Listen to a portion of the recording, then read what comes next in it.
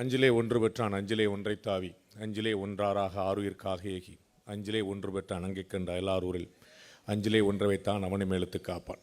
எங்கள் வாழ்வும் எங்கள் வளமும் மங்காத தமிழ் என்று சங்கே முழன்.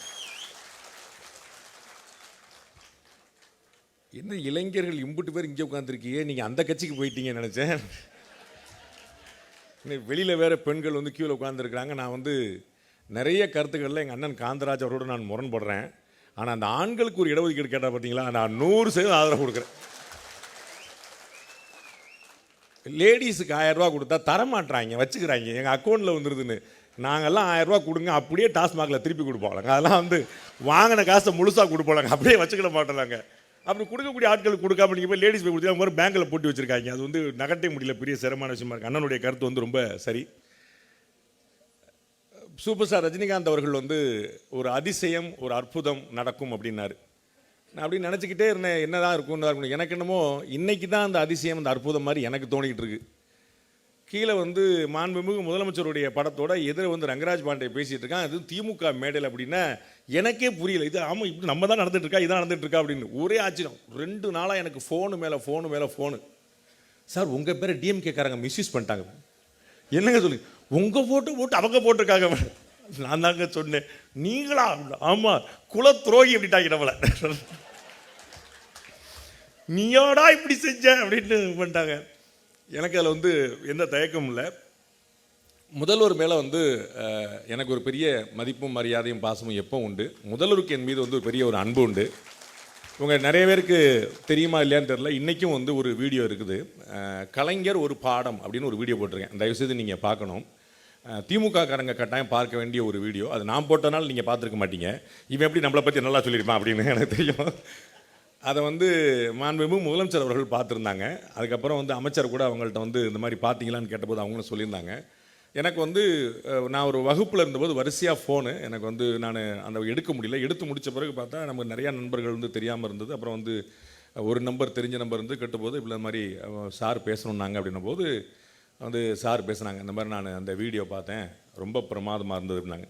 அதோட முக்கியமான ஜோக் என்னென்னு, அப்புறம் என்ன பாண்டே எப்படி இருக்கீங்க அப்படின்னாரு. முதல்ல அடுத்தோன்னே சிஎம், நான் அமைதியாக இருக்கேனே அப்படின்னேன். பாண்டே அமைதியாக இருந்தால் நாடு தாங்காதே அப்படின்னாரு. இதை சொன்ன சிஎம்ங்க, நீங்கள் கலைஞருக்கு தான் நம்ம சொல்லுவோம்ல, அந்த மாதிரி கலைஞர் தான் அந்த மாதிரி சட்டையராக சொல்லுவாங்க அப்படின்னு பயங்கர. அவர் சொன்னார், பாண்டே அமைதியாக இருந்தால் நாடு தானே, ஏன்னா அவ்வளோதான் இல்லை ஓரமாக உட்காந்துருக்கேனே அப்படின்னு சொல்லி சொன்னேன். அந்த மாதிரி ஒரு பெரிய ஒரு மதிப்பு வச்சுருந்தவங்க. நிறைய மூத்த பத்திரிகையாளர்கள் மாண்புமிகு முதலமைச்சர் சந்திக்கும் போது சொல்லியிருக்காங்க, அந்த மாதிரி பாண்டேட்ட நான் தொடர்பில் இருக்கேன், பாண்டே நம்மகிட்ட பேசுவார் ஓடி இருக்கேன்னு சொல்லிட்டு நிறைய பேர்ட்ட தன்னுடைய அன்பை பகிர்ந்துட்டு இருக்காரு. அது ரொம்ப முக்கியமான விஷயம். நிறைய ஃப்ரெண்ட்ஸ் எல்லாம் சொல்லியிருக்காங்க. இந்த என்னுடைய அப்பா இறந்ததுக்கு முதலமைச்சர் வந்திருந்தாங்க. அது திமுகவிலேயே பல பேருக்கு ஒரு பெரிய ஒரு மனநிறைவை கொடுக்கல. அதுக்கு எதுக்கு நம்ம போய்கிட்டு அப்படின்னு எங்கள் அண்ணன் சுபீரபாண்டியன் ஓப்பனாகவே சொல்லிட்டார். பாண்டேயோட அப்பா இறந்ததுக்கெல்லாம் போக முடியல, அவ்வளோ ஒர்த்து கிடையாது பாண்டே. எங்கள் அப்பா ஒருத்தர் நல்ல மனுஷன் பாவம், பாண்டே அவ்வளோ ஒர்த்து கிடையாது அப்படின்னு நினச்சி சொன்னார். அந்த ஒரு ஆச்சரியமான நாகரிகம் இங்கே பேசிக்கிட்டு இருக்கோம் மேடையில், அந்த ஆச்சரியமான நாகரிகத்தை கடைபிடித்தவர் நம்முடைய தமிழக முதலமைச்சர் அவர்கள். அவங்க அவங்கள தகவல் சொல்ல முடியல. நான் முதலமைச்சர் வராங்க, காலையிலேயே போலீஸ்லாம் போட்டாங்க. அப்போ நாங்கள் எங்களுடைய சாங்கியம்லாம் முடிச்சு நாங்கள் மதியமாக எடுத்துட்டோம். அப்புறம் சாயந்தரம் திரும்ப வந்தாங்க. அப்பா இருந்ததுனால அந்த சடங்குகள்லாம் பண்ணிகிட்டு இருக்கும்போது நாங்கள் ஃபோட்டோ விட்டு எதுவும் யோசிக்கலாம். அப்புறம் அப்பா எடுத்துகிட்டு போய் கடமெல்லாம் முடித்த பிறகு அப்படிங்கிறனால ஃபோட்டோ எதுவும் எங்கள்கிட்ட இல்லை. அப்போ நாங்கள் ஃபோட்டோக்கு சொல்லியிருந்தோம், அப்பாவுடைய ஃபோட்டோக்கு நாங்கள் ஃப்ரேம் பண்ண சொல்லியிருந்தோம், அது வரலை. சிஎம்முடைய பிஎஸ் ஃபோன் பண்ணி, அண்ணே வந்துக்கிட்டு இருக்கோம் அப்படின்னாரு. நான் எப்போனே கிளம்ப போகிறீங்க அப்படின்னேன். வந்துக்கிட்டு இருக்கோம்னே அப்படின்னாரு. வண்டி ஏறி புயல் போல் வந்துட்டாங்க. அதுக்குள்ளே எங்களால் ஃபோட்டோ எடுத்து வரச்சுக்குள்ளே என் தம்பிகள் ஃபோட்டோ எடுத்து பிளாக் பண்ணலாம் எடுத்து பாஞ்சு எடுத்து ஓடி நல்ல வேலை சிஎம் வர்றதுக்கு முன்னாடி ஃபோட்டோ மாட்டோம். அப்படி நாங்கள் தான் கஷ்டப்பட்டு பண்ணோம். அவனே உடனே வந்தாங்க, ரொம்ப நேரம் இருந்தாங்க, ரொம்ப நேரம் பேசினாங்க, ரொம்ப அக்கறையாக விசாரித்தாங்க எப்படி இருந்ததுன்னு. வீடு பார்த்துட்டு சொன்னாங்க. வெளியில் வரைக்கும் வாசல் வரைக்கும் போய் வழி அனுப்பினேன். ரொம்ப பெரிய மனநிறைவு ஏற்படுத்தினது. அவங்கள்ட்ட நான் சொன்னேன், பெரிய கௌரவம்னே அப்படின்னேன். அண்ணன் வந்தது ஒரு பெரிய கௌரவம்னே அப்படின்னேன். அதெல்லாம் இல்லை, இதை மாதிரி நேரங்களில் இல்லாட்டா என்ன அர்த்தம் அப்படின்னு சொல்லி சொன்னாங்க. அந்த பெரிய நயத்தகு நாகரிகத்தை கடைபிடித்தவர் மாண்புமிகு முதலமைச்சர் அவர்கள். மாண்புமிகு அமைச்சர் ஒரு நாள் ஃபோன் பண்ணாங்க. அப்போ நான் ஃபோன் எடுத்தேன், ஒரு சினிமா ஷூட்டில் இருந்தேன். ஃபோன் எடுத்துட்டானே, சொல்லுங்கண்ணே அப்படின்னா, நான் உங்களை நேராக பார்க்கணும் அப்படின்னாங்க. ஆனால் அவ்வளோ பெரிய தப்புலாம் பண்ணியிருக்க மாட்டேன், எதாக இருந்தாலும் சொல்லுங்கண்ணே நானே வந்துடுறேன் அப்படின்னேன். இல்லை நான் தான் வரணும் அப்படின்னாங்க. இல்லைண்ணே சொல்லுங்கண்ணே, நீங்கள் சொல்லுங்கள் நான் வந்துடுறேண்ணே, என்ன விஷயம் சொல்லுங்கண்ணே அப்படின்னு. இந்த மாதிரி நம்ம பிரதமருடைய முதலமைச்சருடைய பிறந்த நாளுக்கு வந்து இந்த மாதிரி நிகழ்ச்சி நடத்துகிறோம் அப்படின்னு. சரிண்ணே அப்படின்னு சொல்லிட்டு நான் உடனே சொல்லிட்டேன். அந்த ஸ்பாட் அப்படியே சரின்னு சொல்லிட்டு தேதி மட்டும் கொஞ்சம் முன்ன பண்ணி நம்ம சரி பண்ணிடுவோம் அப்படின்னு சொல்லிட்டு சொல்லியாச்சு. நான் ஒரு அவசரத்தில் பார்த்துட்டு 10/2 அப்படின்னு, அண்ணன் தான் தெரியுமில்ல எனக்கு, அவர் ஒரு பிறந்தநாளை வந்து ஒரு வருஷம் பூரா கொண்டாடுவார். இப்பயே சொன்னார்ல ஆகஸ்ட் வரைக்கும் கொண்டாடுறார் அப்படின்னு. ஆகஸ்ட் அக்டோபர் வரைக்கும் கொண்டாடுங்க, என்ன அக்டோபர் வரைக்கும் அப்படி போயிட்டு அடுத்த வருஷம் வரைக்கும் ஓடிட்டு இருக்கும்போது நான் எப்படின்ட்டு ஓகேன்னு சொல்லிட்டு அவனே பிப்ரவரியில் வச்சுட்டு 10/2க்கு நான் தேதி குறிச்சேன். இன்னைக்கு 10/3 இல்லையா, 10/2 குறிச்சு வச்சிட்டேன். அதுக்கப்புறம் நானும் அண்ணனும் பேசிக்கலாம், அவங்க மட்டும் அவங்க வேலையை பார்க்குறேன். 10ஆம் தேதி எனக்கு ஒரு தென்காசியில் ஒரு நிகழ்ச்சி இருந்துச்சு. முடிச்சுட்டு ஃப்ளைட்டை பிடிச்சி ஏறி ஃப்ளைட் 1 hour லேட்டு அடிச்சு வச்சுட்டு சாயந்தரம் 12:30 மணிக்கு அண்ணனுக்கு அண்ணே நிகழ்ச்சி எப்போண்ணே இன்னும் சொல்லவே இல்லையே பண்ணேன். எந்த நிகழ்ச்சி தம்பி அப்படின்னாரு அமைச்சர். என்னண்ணே பிறந்தநாள் நிகழ்ச்சி அப்படின்னேன். அது மார்ச் மாதம் கண்ணா, நீ ரொம்ப என்னோட ரொம்ப வேகமாக இருக்கு, மார்ச் மாதமா அப்படின்னு ஒரு அதிர்ச்சி அடைஞ்சு அப்போ இருந்து நான் வந்து ஃபாலோ பண்ணிட்டேன்னு ஒரு 3 நாளாக வந்து நிறைய போஸ்டர்லாம் பார்த்தோன்னே என்னோட நண்பர்கள்லாம் ரொம்ப அழைச்சாங்க. எனக்கு வந்து இந்த பத்திரிக்கையில் ரொம்ப பெரிய ஆச்சரியமான விஷயம் கிடச்சிது. நீங்கள் அந்த இன்விடேஷனை பார்த்துருப்பீங்க, வெளியே போர்டெல்லாம் பார்த்துருப்பீங்க. அந்த கருத்தரங்கத்தில் நிறைய பெருமக்கள் வந்து திமுகவுடைய அந்த புரோட்டோகால் ஃபார்மலை வந்து நான் சொல்லி ஆகணும். எவ்வளவு தான் வந்து வேலை இருந்தாலும் அவங்க வந்து அந்த கட்சியுடைய நிர்வாகிகளை மதிக்கக்கூடிய தன்மையோடு அண்ணன் துரைராஜில் ஆரம்பித்து அந்த துணை மேயரில் ஆரம்பித்து சட்டமன்ற உறுப்பினர்கள் ஆரம்பித்து அமைச்சர் அவர்கள் எவ்வளோ பெரிய பேர் பட்டியல் ஆரம்பிச்சு. அவர் ஸ்பீச்சே மொத்தம் 10 நிமிஷம் தான், அதில் 8 நிமிஷம் பேரை மட்டும் தான் படிச்சிருக்காரு. ஆனால் அவ்வளோ பெருசாக லிஸ்ட் வந்து ஃபுல்லாக சொன்னாங்க. எல்லாரையும் மதிக்கணும், எல்லாரையும் கொண்டு வரணும். அந்த திமுகவுடைய பெரிய பலம் இந்த கட்டமைப்பு தான். அது அப்படியே இந்த கட்டுக்கோப்பாக வச்சுருக்காங்க பாருங்க. எம்ஜிஆர் அவர்கள் இருந்தபோது 3 தொடர் தேர்தல்கள் வந்து தோல்வி அடைஞ்ச பிறகும் வந்து திரும்பி வந்து எந்திரிச்சு வர முடிஞ்சதுன்னா இந்த கட்டமைப்பு தான் காரணம். அது வந்து எவ்வளோ பெரிய விஷயங்கள் இருந்தாலும் அது எந்திரிச்சு வர்றதுக்கான ஒரு பேக்கப் வந்து ஒரு பேக் போனாக இருக்கணும். அது வந்து பெரிய ஆச்சரியமான ஒரு கட்டமைப்பு. புரோட்டோக்காலில் ஃபுல்லாக ஃபாலோ பண்ணிட்டு யார் எப்படி மதிக்கணும் எப்படி சொல்லணும்னு கட்சி நிர்வாகிகள் தான் இங்கே சர்வ் பண்ணிட்டு இருக்காங்க. முன்வரிசைலாம் கொடுக்குன்னு பார்த்தீங்கன்னா அவங்க யாரும் வந்து வெளியிலேருந்து கொடுத்தவங்களை கட்சி நிர்வாகிகளே பண்ணிட்டு இருக்காங்க. அந்த மாதிரி அவங்க வேலையை எடுத்து செய்யக்கூடிய தன்மை அவர்கள் விட்டு திருவிழா போல் அமைச்சர் வந்து ஒரு வரி சொல்லியிருப்பார், என்ன நாளைக்கு வந்து நிகழ்ச்சி நடத்துகிறப்பா 5 பேர் பேச வர்றாங்கப்பா ஏற்பாடு பண்ணியிருக்கான்னு.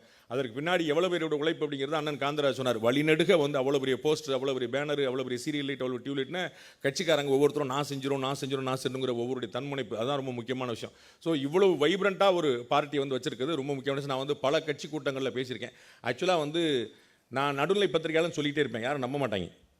உடனே தெரியும்ப்பா எங்களுக்கு எப்படிமாங்க, எப்படி பார்க்க முடிச்சேன் தம்பி இந்த பார்த்து சார் யாரும் எங்களுக்கு தெரியும் எப்படிமாங்க. நான் எவ்வளோ சொல்ல நடுநிலைன்னு. நான் நடுநிலைங்கிறது வந்து நம்பாமல் இருக்கிறது வந்து ஆக்சுவலாக வந்து இன்னைக்கு அப்புறம் நம்பியிருப்பாங்க. திமுக மேடையிலே போய் பாண்டே பேசிட்டு வந்துட்டேன், அப்போ கரெக்டு தான் போல தெரியுது அப்படின்னு.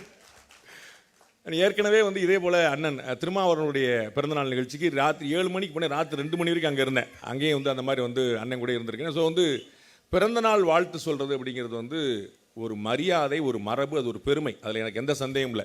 எவ்வளோ வியப்பு வந்தாலும் எவ்வளோ எதிர்ப்பு வந்தாலும் மாண்புமிகு முதலமைச்சர் இன்னும் 100 ஆண்டு வாழணும்னு நான் சொல்லிக்கிட்டே இருப்பேன். எனக்கு எந்த குழப்பமும் இல்லை. அவருடைய தகப்பனாரை விட 1 வருஷமாவது கூட கட்டாயமாக இருந்தே ஆகணும், அதில் எந்த குழப்பமும் இல்லை. நிறைய நல்லதுகள் வந்து அவங்க தொடர்ந்து செய்யணும். அது வந்து நிறைய மக்களுக்கான விஷயங்களை செஞ்சுட்டே இருக்கணும். அவருக்கு பிறந்தநாள் வாழ்த்தையினுடைய அடிமனசுலேருந்து நான் சொல்லுவேன், எந்த குழப்பமும் இல்லாமல். இந்த பத்திரிகையோட தலைப்பை பார்க்கும்போது எனக்கு ஒரு பெரிய வியப்பு ஏற்படுத்துச்சு. மாற்றாரும் போற்றும் மகத்துவ ஆட்சி அப்படின்னா, நான் மாற்றாரு ஓகே, நீங்கள் வந்து சேர்த்துக்கிட மாட்டீங்க, எனக்கு ஒன்றும் பிரச்சனை இல்லை, அதை நான் ஒத்துக்கிட்டேன். எங்கள் மாண்புமிகு அன்னைங்களை பூரா நீங்கள் எப்படி மாற்றாருன்னு சொல்லுவீங்கன்னு எனக்கு டவுட் இருந்துச்சு. அண்ணன் காந்தராஜை பார்த்தா உங்களுக்கு மாற்றார் மாதிரியா தெரிஞ்சது, நம்ம வீட்டார் மாதிரி தெரியல. நம்ம அண்ணன் நம்ம ரத்தம் பாவம் எப்படி உங்களுக்குலாம் ஒரு போட்டு கூட குறையாமல். அண்ணன்லாம் யூடியூப்பில் வீடியோ போட்டாருன்னா நீங்கள் வந்து ஹெட்ஃபோன் போட்டு தான் கேட்கணும்.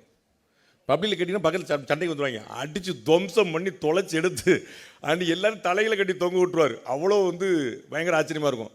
கல்கி பிரியனும் அதே மாதிரி தான். எதுக்கு அவர் மாற்றார், அவருடைய கம்யூனிட்டி அதுன்னு தெரியல, எனக்கு யோசிக்கல. ஹிந்து ராம் வந்து எப்படி மாற்றார் ஆவார்னு எனக்கு ஒன்றும் தெரியல. அவர் வந்து மவுண்ட் ரோடு மகாவிஷ்ணு ஒரு காலத்தில் சொல்லப்பட்ட ஒரு கலைஞரால். ஆனால் வந்து அவங்க எவ்வளோ தூரம் இணக்கமாக இருக்கிறாங்க. அண்டு சென்ட்ரல் கவர்மெண்ட்டை எதிர்க்கிறதுல உங்களுக்கு சளைக்காமல் ஒரு தனி மனிதனாக போராடிட்டு இருக்காரு. அடித்து போட்டு வச்சுட்டு அவர் வந்து எழுதுன்னு அசரவே மாட்டார். எங்கள் அண்ணன் நக்கீரன் கோபால் கேட்க வேண்டாம், அவர் எப்படி மாற்றான்னு போகிறதுக்கு மனசு வந்துச்சு எனக்கு தெரியவில்லை. எப்படி நீங்கள் சொல்லுங்கள், ஒருவேளை நீங்கள் தானே அதை வந்து பதில் சொல்லணும், எப்படி இருக்காங்க. ஒருவேளை கலைஞர் கூட ரொம்ப நெருக்கமாக இருந்துட்டார் அப்படிங்கிறதால ஏதாவது வந்துச்சான்னு தெரியல. அது வந்து தலைவருடைய பற்றி ரொம்ப நாள் கேப் ஆகி போச்சு அப்படின்னு நினைக்கிறேன். ஸோ இந்த பெருமக்கள்லாம் வந்து அதில் வந்து ரொம்ப இன்ட்ரெஸ்டிங்கான விஷயம், நிறைய ஆச்சரியமான விஷயம்.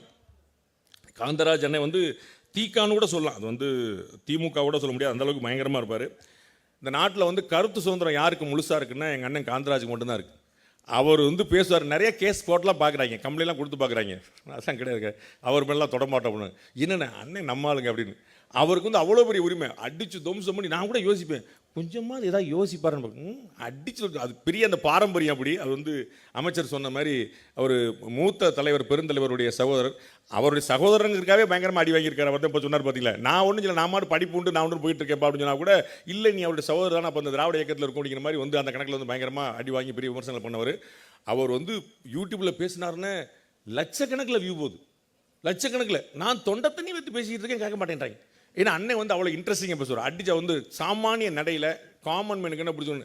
நான் இறங்கி நடந்து வரும்போது பேசிகிட்டு இருந்தோம், அது மாதிரி படி ஏறுறது கொஞ்சம் சிரமமாக இருக்கிறார். ஏன்னா உங்கள் வயசில் அவன் இருப்பானானே தெரியல, நீங்கள் இந்த வயசில் வந்து இந்த போட்டுட்டு இருக்கீங்க அப்படின்னா அந்த வில் பவர் வந்து கலைஞர் அவர்களுக்கு இருந்துச்சு இல்லையா, அந்த வில் பவர் தான் அவர் வந்து பெருசாக நடத்திக்கிட்டே இருக்கு. வந்து கொஞ்சம் கூட அசராமல் தைரியமாக மனசில் பட்டதை அப்படியே வந்து கொண்டு போயிட்டே இருக்கிறாரு. ரொம்ப பியூட்டிஃபுல்லான விஷயம். ரொம்ப சுருக்கமாக மட்டும் நான் சொல்லிடுறேன், நிறைய விஷயங்களில் வந்து கொண்டு போக முடியல. 2026 வந்து நீங்கள் நினச்ச மாதிரி சுலபமாக இருக்க போகிறது இல்லை. இல்லை, ஒரு பெரிய சேலஞ்ச் வந்து காத்துட்ருக்கு. ஆனால் என்ன ஒரு விஷயம் அப்படின்னா, எப்படி 2021க்கு முன்னாடி முதலமைச்சருக்கு வந்து ஜாதகம் இல்லை, அவர் ராசி இல்லை, அவர் கட்டம் இல்லைன்னு சொல்லிக்கிட்டே இருந்தாங்க. ஆனால் 2021 எல்லாத்தையும் தாண்டி அவர் முதலமைச்சராக ஏறி உட்கார்ந்துக்கிட்டார். அதே மாதிரி 2026 அவ்வளோ சுலபம் இல்லை அப்படின்னு நான் நினைக்கிறேன். ஆனால் வடிவேல் ஒரு படத்தில் சொல்ற மாதிரி, அவன் எடுக்கிற முடிவு நமக்கு சாதகமாக தான் இருக்குது அப்படிங்கிற மாதிரி. எதிரில் விளையாடுற விளையாட்டு வந்து எனக்கு புரியவே இல்லை. அவங்க வந்து இந்த நேற்று நடந்த சாம்பியன்ஸ் டிராஃபி மேட்ச் நடந்த மாதிரி இருந்துச்சுன்னா நமக்கு புரியும், இது இந்தியா, இது பாகிஸ்தானு, இது இங்கிலாந்து, இது நியூசிலாந்து புரியும். இது ஐபிஎல் மாதிரி இருக்குது, ஒரே டீமில் எல்லாரும் இருக்கான், ஒரே டீமில் எல்லாரும் இருக்கான். எந்த டீமில் இருக்கிறவன் யாருக்கு விளையாடுறானே தெரிய மாட்டுது. அவங்க ஏதோ அவங்க டீமுக்கு விளையாடுறாங்களா இல்லாட்டி உங்களுக்காக விளையாடுறாங்கன்னே தெரிய மாட்டுது. அவங்க மட்டும் ஒரு பாலை போடுறாங்க, பார்த்தா என்னப்பா இந்த பால் இந்த பக்கம் போது போட்டு செல்ஃப் கோல் அடிக்கிறாங்க, அந்த மாதிரி அடிச்சிருக்காங்க. பயங்கர ஆச்சரியமாக இருக்குது. எதிரில் வந்து ஒரு பெரிய பிளவுபட்ட தன்மை இருக்குது. அது உங்களுக்கு ஒரு பெரிய சாதகம். எதிர்முனை வந்து சாதாரணமாக ஒரு நாளாக வந்து நிற்குது. 5 முனை போட்டி நமக்கு நடந்துச்சு அப்படின்னா 2019, 2021, 2024 மாதிரியே 2026 வரக்கூடிய வாய்ப்பு இருக்குது. அது வந்து எதிர இருக்கிறவங்கள பொறுத்து. எதிர இருக்கிறவங்க ஆளுக்கு ஒரு கேம் ஆடுறதுனால அப்படி இருக்குது. பட் வந்து அவங்க ஒரு அலையன்ஸாக சேர்ந்தாங்கன்னா அது வேறு மாதிரி இருக்கக்கூடிய வாய்ப்பு இருக்குது. ஒரு பெரிய டஃப்பான காம்படிஷன் வரக்கூடிய வாய்ப்பு இருக்குது. ஏடிஎம்கே பிஜேபிலாம் சேருவாங்களா? ஏடிஎம்கே வந்து விஜய் அவர்களுடைய வருகையாக காத்திருக்கு. விஜய் வந்து நம்ம எதுக்கு அடுத்தவங்களை முதலமைச்சராகணும், நம்மளே முதலமைச்சராகலான்னு பார்க்குறாரு. அதுக்காக வந்து போன வருஷம் உங்கள் கூட, போன தேர்தல் உங்கள் கூட இருந்தவர் இந்த தேர்தல் அவங்க கூட இருக்கிறாரு. அது வந்து ஒரு பெரிய ஒரு கான்ஃபிடன்ஸ் எல்லாரும் கொடுத்துருக்கு. ஸோ பிரசாந்த் கிஷோரே வந்திருக்கிறாரு, 2021 உங்கள் கூட இருந்தார் அப்படின்னு. ஒரு கட்சியில் வந்து திமுக எப்பயுமே அப்படி தான், நம்ம ஒரு 2 தடவை பார்க்கும், இது என்னென்னு செய்யும், தொழில் கற்றுக்கணும், அப்புறம் அவங்களே செஞ்சுருவாங்க. 2021 வந்து பிரசாந்த் கிஷோர் வந்து என்ன பண்ணான்னு பார்த்தாங்க, அதுக்கெல்லாம் அவ்வளோ செலவழிக்க முடியாது, அடுத்ததில் நாங்களே பார்த்துக்குறோம், இவ்வளோ தானே அப்படி நாங்களே பார்த்துருவோம். சார் இந்த வருஷம் எதுவும் நமக்கு வந்து எலெக்ஷனுக்கு வந்து ஏதாவது ஆஃபர் இருக்காப்புல, இல்லை நாங்களே பார்த்துருவோம். என்னங்க அப்படி நாமளே கம்பெனி ஆரம்பிச்சாச்சுப்பா, போர்டை மாற்றியாச்சு போ. அந்த மாதிரி வந்து செல்ஃபில் வந்து போட்டு அடித்தாங்க. 2021 எனக்கு நல்லா ஞாபகம் இருக்குது. அவங்க வந்து காந்தராஜ் அண்ணன் சொல்லும்போது சொன்னாங்க, நான் வந்து ஸ்டாலின் அப்படின்னு பேரை சொல்லிட்டேன்னு வருத்தப்படாதீங்கன்னு. அங்கே வந்து நிறைய பசங்களாக இருந்தாங்க. நீங்கள் வந்து உங்களுக்கு தெரிஞ்சிருக்கும், இங்கே இருக்கக்கூடிய நிர்வாகிகள் பெருமக்கள் நிறைய பேர் தெரிஞ்சிருக்கும். அந்த டீமில் வந்து பிரசாந்த் கிஷோருடைய டீமில் நிறைய பசங்களாக இருந்தாங்க. அவங்கெல்லாம் வந்து ஃபோன் பண்ணி பேசும்போது கட்சிக்காரங்க வந்து வேறு மாதிரி பேசுவீங்க. நீங்கள் எப்பயுமே தளபதி தான் சொல்லுவீங்க, தலைவர் தான் சொல்லுவீங்க, முதல்வர் தான் சொல்லுவீங்க, வேறு வார்த்தை சொல்ல மாட்டீங்க. அவங்கெல்லாம் வந்து ஃபோன் பண்ணும்போது நாங்கள் ஸ்டாலின் ஆஃபீஸ்லேருந்து பேசுவோம்னாங்க. இப்போ நிறைய மாவட்ட தலைவர்கள்லாம் சண்டைக்கு போயிட்டாங்க. சார் இப்போ யாருக்கா வேலை பார்க்க வந்திருக்காங்க, நமக்காக பேர் சொல்லி சொல்கிறா அப்படின்னு. அவங்களுக்கு அந்த ஃபார்முலாம் தெரியல, அவங்களுக்கு வந்து ஒரு வேலை, ஒரு அசைன்மெண்ட் போயிட்டு இருப்பாங்க. ஸோ அதெல்லாம் பார்த்தாங்க, சரி எதுக்கு பார்த்து நம்மளே வந்து நமக்கு நாமே தானே தலைவர் வச்சுக்கிட்ட பேர், நமக்கு நாமே, அதனால் நம்மளே பண்ணிவிடப்பா, எதுக்குப்பா நமக்கு தெரியாத தேர்தல் அரசியல் அப்படின்னு. எதிர்கட்சிகள் எல்லாருமே வந்து பெருசாக முதல்ல கவனம் செலுத்தினது வந்து, நான் 2 விஷயம் சொன்னேன். திமுக கூட்டணி உடையாமல் யாருக்கும் வெற்றி இல்லை, திமுக கூட்டணி உடையாமல் யாருக்கும் வெற்றி இல்லை, அதிமுகவை கூட்டணியில் சேர்க்காம யாருக்கும் வெற்றி இல்லை. ஸோ வந்து வேற யாராவது ஒருத்தர் வந்து போயிடுவாங்க. இதை யோசிச்சுட்டு திமுக கூட்டணி எப்படியாவது ஒட்டச்சிடணும் அவங்களும் வந்து துப்பாக்கி எடுத்து வர்றாங்க, ஏக்க படிச்சு விட்டாங்க, பீரங்கி எடுத்து வர்றாங்க. ஒரு வாரம் முன்னாடி வரைக்கும் அண்ணன் மாசு வந்து எல்லாரையும் வரிசையில் கூட்டு வச்சுட்டு மொத்தம் 38 பேர் எல்லாம் வரிசையில் இருக்கீங்க, எல்லாம் ஆல் ரைட், எல்லாம் அட்டெண்டன்ஸ் போட்டு சார் ஆல் ஃபுல் அட்டெண்டன்ஸ் அப்படின்ட்டு. இவங்க என்ன பண்ண நம்ம இதில் வந்து என்னென்னா எந்த கூட்டில் இருக்காங்கன்னு யோசிச்சுட்டு இருந்தவங்களாம் அவர் அங்கே இருந்தாங்க. நான் பார்த்து இவங்கெல்லாம் சேர மாட்டாங்களே, அவங்களும் உட்காந்துருக்காங்க. எல்லாம் ஃபுல் அட்டண்டன்ஸ் போட்டாச்சு, எல்லாத்தையும் முடியுங்க. ரொம்ப ஆச்சரியமாக போச்சு நமக்கு. ஸோ வந்து இன்னும் ஒரு வருஷம் இருக்குது. கலைஞர் கூட பல சமயங்களில் கூட்டணி பற்றின ஒரு சீட்டு அலோகேஷனில் வந்து இது யாரும் ஒருத்தர் கூட கொடுக்கறது இல்லை, எல்லாரும் இருக்கிறத வந்து எடுத்துக்கிறது அப்படின்னார். தமிழக முதலமைச்சர் வந்து சீட்டு கொடுக்கும்போது 2019 10 சீட்டு காங்கிரஸ் கொடுத்தார். அப்போ நான் உண்மையிலே நினைச்சேன், வெளியும் சொன்னேன், 10லாம் ஓவருங்க, இப்படி அங்கே கொத்த அள்ளி கொடுக்கறது அவ்வளோ தூரம் ஒர்த்து கிடையாது அப்படின்னு. 4 பேர் மட்டும் கேட்டுட்றாங்க. அவங்களுக்கு தெரியும், கொஞ்சம் கரெக்டாக சொன்னாங்க. மற்றவங்க அமைதியாக இருக்காங்க, கூட்டணி கட்சி பேசாமல் சொல்லக்கூடாது. அப்போ 10 கோடி கொத்தா கொடுக்குறோமாங்கன்னு யோசிச்சேன். ஆனால் என்ன ஆகி போச்சு, மொத்தமாக 39 தூக்குனார்ல, அப்போ அந்த 10 சரி கணக்காகி போச்சு. அப்போ எல்லாரும் ஒன்றா இருக்கிறது அப்படிங்கிற ரொம்ப க்ளீனாக இருந்தார் பாருங்க. 2024 வரும்போது சரி, போன முறை கொடுத்த மாதிரிலாம் இந்த முறை கிடையாது, அது வந்து ரொம்ப இறுக்கி பிடிச்சிடும். இந்த முறை அதே மாதிரி கொடுத்தார், இவ்வளோ தாராளமாக இருக்கிறாரு. அப்போ 2021 சட்டமன்ற தேர்தலில் பயங்கரமான மல்லுக்கட்டு நடக்க போகுது. அப்படின்னா 21 சட்டமன்ற தேர்தலில் ஆளுக்கு 6 சீட்டு மடக்கிட்டார். ஆடி போயிட்டோம். நம்ம இவ்வளோ குறைவாக எப்படி ஒரு சீட்டை கொடுக்க முடியும் அப்படின்னு ஒரே யோசனையாக போச்சு. நான் அநேகமாக கூட்டணி முடிஞ்சு போச்சு, உடஞ்சி போச்சுன்னு நினச்சேன். என்ன பேசுனாங்களோ, என்ன சொன்னாங்களோ, என்ன சமரசம் பண்ணாங்களோ அத்தனை எங்கள் அண்ணன் வைகோலாம் பயங்கரமாக கோவப்பட்டுருவார் நினச்சேன். கோவப்பட்டார், அப்புறம் சரியாயிட்டார். 2 கம்யூனிஸ்ட்காரும் கோவப்பட்டாங்க, சரியாயிட்டாங்க. இப்படி எல்லாரையும் அரவணைக்கக்கூடிய போக்கு வந்து அது வந்து தமிழக முதலமைச்சர்கிட்ட வந்து இருக்குது. பயங்கர ஆச்சரியமாக அந்த கரிஷ்மாங்கிறது வந்து பேச்சிலேயோ முகத்திலேயோ மட்டும் இல்லை, செயலையும் சேர்ந்துருக்கணும்னு யோசிக்கிறேன். அப்போ அந்த கரிஷ்மா வந்து அவர்கிட்ட ஆக்சுவல் இருந்திருக்கு. நம்ம வந்து என்ன சொன்னால் எல்லாரும் சம்மதிப்பாங்க அப்படிங்கிற அந்த அரவணைக்கிற போக்கு, அது வந்து அவர்கிட்ட எதிர நிற்கும் போது அது வந்து நிற்குது போல. எல்லா கட்சிக்காரங்களும் வந்து சேர்ந்துட்டாங்க, இங்கே ஒரு எதிர்ப்புனே இல்லாமல் போச்சு. அதே தான் 2026க்கும் இந்த கூட்டணி அப்படியே இருந்துருச்சு அப்படின்னா அதை வந்து யாராலையும் ஒன்றும் தொட முடியாது. பட் வந்து எதிர்கட்சிகளுக்குள்ள ஒரு பெரிய குழப்பம் இருக்கு. 2019 இந்த வெற்றி கிடைச்சதுக்கு ரொம்ப முக்கியமான காரணம் 2017 இந்த கூட்டணி அமைஞ்சிருச்சு. 2017 இந்த கூட்டணி அமைஞ்சு அவர்கள் பூரா ஒன்றுக்குள்ளே ஒன்றாக இருந்து அவங்களுடைய மனஸ்தாபங்கள் பிரச்சனைகள் எல்லாம் பேசி தீர்த்து மாவட்டம் சீட்டு எனக்கு உனக்கு அந்த தொகுதி இந்த தொகுதி மொத்த தொகுதி எத்தனை எல்லாம் பேசி கரைஞ்சி 2019 ஃபுல் ஃபார்ம் ஆகிட்டாங்க. 2021 அலையன்ஸ் பயங்கர ஸ்ட்ராங் ஆயிடுச்சு. 2024 அலையன்ஸ் இருக்கிற மாதிரி தெரியுது, மொத்தமே ஒரு கட்சி மாதிரி தான் தெரியுது. 2024 பார்க்கும்போது எல்லாமே ஒரே கட்சி மாதிரி தான் தெரிஞ்சது, எங்கள் அலையன்ஸ் ஒரு முரண்பாடே தெரியல. இப்போ கொஞ்சம் ஒரு சின்ன விஷயங்கள் வந்துட்டு இருக்கு. பட் வந்து அது தேர்தல் நேரத்தில் எப்பயும் வரும். அண்ணன் மாசு மாதிரி பெரிய அனுபவஸ்தர்கள் வந்து நிறைய பார்த்துருக்காங்க. அது வந்து அடுத்த ஒரு வருஷத்துல சரியாயிரும் பார்க்குறாங்க. எல்லாரும் என்ன சொல்லியிருக்காங்க, நீங்கள் பேச்சை கவனிக்கணும். பிரசாந்த் கிஷோர் பேட்டி கொடுத்துருக்கிறாரு, திரு இபிஎஸ் அவர்கள் பேட்டி கொடுத்துருக்கிறாரு, திரு அண்ணாமலை அவர்கள் பேட்டி கொடுத்துருக்காங்க. எல்லாருமே ஒரு விஷயம் சொல்லியிருக்காங்க, எதாக இருந்தாலும் 6 மாதம் கழித்து பேசுவோம். ஏன்னா இப்போ வந்து எதுவுமே வெளியில் பேச முடியாது. அண்ணன் திருமாவளவன் வந்து ரொம்ப ஆளுமையாக சொன்னாங்க. திரு விஜய் அவர்கள் வந்து ஒரு கூட்டணிக்காக வந்து நம்ம வர்றவங்க, நம்மளை தேடி நம்மளை நம்பி வர்றவங்களுக்கு ஆட்சியில் பங்கு கொடுப்போம் அப்படின்னு சொல்லி ஆஃபர் சொன்னபோது திரு திருமாவளவன் அருமையாக ஒரு பாடம் எடுத்தாங்க. டிமாண்டுங்கிறது ஓப்பனாக இருக்கலாம், ஆஃபருங்கிறது சீக்கிரட்டாக இருக்கணும் அப்படின்னாங்க. இவர் ஆஃபரே ஓப்பன் பண்ணிட்டாரு, அதனால் அது சரியாக இருக்காது அப்படின்னு சொல்லி சொன்னார். அதில் தான் தமிழக முதலமைச்சர் வித்தக்காரராக இருக்கார். அவர் என்ன ஆஃபர் கொடுக்குறாருன்னே தெரிய மாட்டுது. எல்லாரும் சரின்றாங்க, அவ்வளோ ஆஃபர் வந்து சீக்கிரட்டாக கொடுத்துறாரு. அது வந்து எல்லாரும் பேசாமல் போயிடுறாங்க, அவ்வளோ மாஸ்டராக உட்காந்துருக்கிறார். அப்போ இந்த 2026க்கான நெகோசியேஷன் வந்து பயங்கர ஸ்ட்ராங்காக இப்போ ஓடிட்டே இருக்கும்.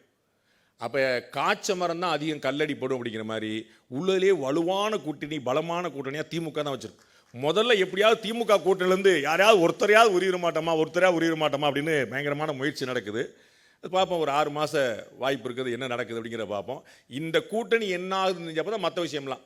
திரு விஜய் வந்து ஏடிஎம்கே கூட போகணும் அப்படின்னு ஏடிஎம்கே விரும்புது. திரு விஜய் வந்து அப்படி இல்லை, நம்ம வந்து தனியாக போகலான்னு நினைக்கிறாரு. அவருமே டிசம்பரில் தான் ஒரு முடிவு எடுப்பார். அவர் என்ன முடிவு எடுக்கிறாருங்கிற பொறுத்து தான் பிஜேபி கூட சேரலாமா வேண்டாமான்னு ஏடிஎம்கே யோசிக்கும். ஏன்னா நீங்கள் பயங்கரமாக அரசியலில் ராஜதந்திர திமுக மாதிரி கரைச்சி குடிச்ச ஆளே கிடையாது. நான் வந்து பல இடங்களில் ஓப்பனாக சொல்லியிருக்கேன், திமுக மாதிரி நெரேட்டிவ் செட் பண்ணுறதுக்கு ஆளே கிடையாது. என்னங்க அப்படின்னு பாரு, எப்படியும் ஏடிஎம்கே வந்து பிஜேபியோட கூட்டணி சேர்ந்துரும் அப்படின்னு திமுக காரங்க சொல்லுவாங்க. அது ஏடிஎம்கே காரணம் சொல்ல மாட்டாங்க, பிஜேபி காரணம் சொல்ல மாட்டாங்க. பார்த்துக்கிட்டு திமுக ஏடிஎம்கேவும் பிஜேபி சேர போகிறாங்க. அவங்க ரெண்டும் நாங்கள் சேரலாம், அப்பா சேரலையா, ஓகே அதான் எனக்கு வேறு சேர்ந்துருவாங்க சொல்லிட்டு, அதுவும் துணை முதலமைச்சர் சொல்கிறார், அவங்க ஏற்கனவே கூட்டணி தாங்க இருக்காங்க அப்படின்றாரு.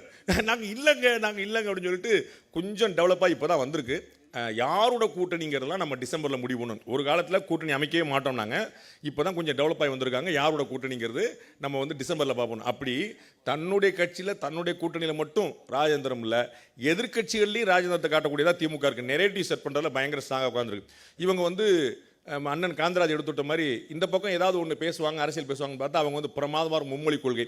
அது வந்து இந்த மும்மொழி கொள்கை, இந்த ஹிந்தி எதிர்ப்பு இதெல்லாம் பார்த்தீங்கன்னா வந்து ஒரு எப்படி சொல்கிறது, ஒரு அமுத சுரபி மாதிரி. அது எப்போ எடுத்தாலும் தாங்கும். அப்படி வந்து ஒரு கான்ஸ்டன்ட் டாபிக்.